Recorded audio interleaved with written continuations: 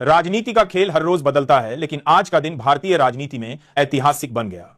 उपराष्ट्रपति चुनाव के नतीजे ने पूरे देश की सियासत को हिलाकर रख दिया है। कांग्रेस ने बड़ी जीत हासिल की है और इस जीत के साथ बीजेपी के लिए मुश्किलों का नया अध्याय शुरू हो गया है। आप सोच रहे होंगे कि आखिर यह जीत इतनी अहम क्यों है।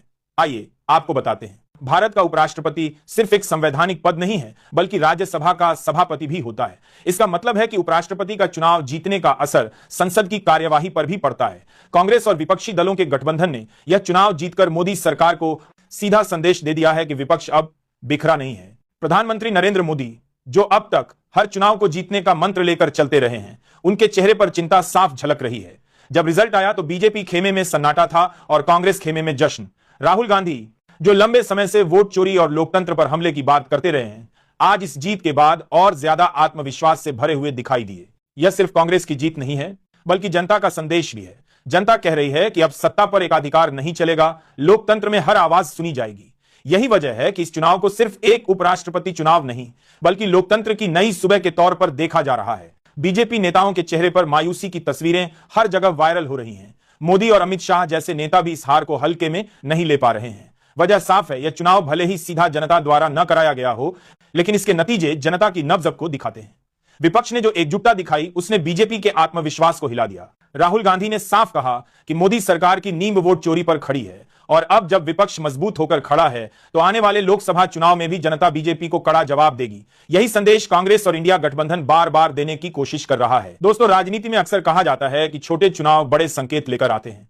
आज का उपराष्ट्रपति चुनाव उसी बात का सबूत है। बीजेपी, जो खुद को अजेय मानती थी, उसे विपक्ष ने करारा झटका दिया है।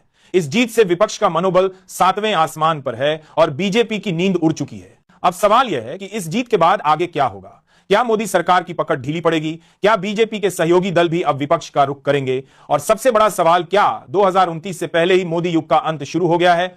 बीजेपी के लिए यह हार केवल एक चुनावी हार नहीं है, बल्कि यह हार उसकी रणनीति और संगठन क्षमता पर सवाल खड़े करती है।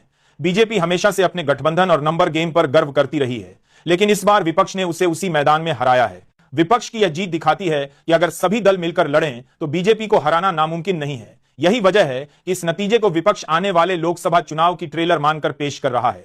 राहुल गांधी, मल्लिकार्जुन खड़गे, तेजस्वी यादव, अरविंद केजरीवाल और तमाम विपक्षी नेताओं ने इस जीत को जनता की जीत बताया है। मोदी और योगी की छवि हमेशा एक मजबूत और अजेय नेता की रही है, लेकिन इस बार तस्वीर बदल गई है।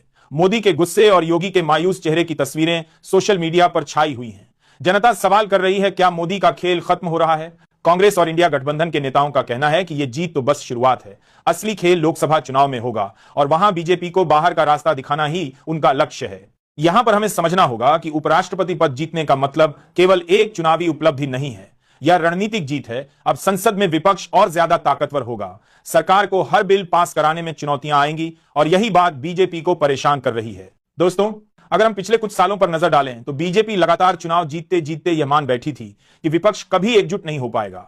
लेकिन इस बार विपक्ष ने साबित कर दिया कि अगर सब मिलकर चलें तो मोदी शाह की जोड़ी को हराया जा सकता है। यही हमदाम जोड़ी को डाले समी और मेरे का कि निवाती हमारे काम गैला उद्देशा विपक्ष की सबसे बड़ी ताकत बन रही है। अब बीजेपी को यह डर सताने लगा है कि आने वाले विधानसभा चुनावों में भी यही एकजुटता काम करेगी। बिहार, उत्तर प्रदेश, पश्चिम बंगाल और दक्षिण भारत में विपक्ष अगर इसी तरह मजबूत खड़ा रहा तो बीजेपी का सपना चकनाचूर हो सकता है।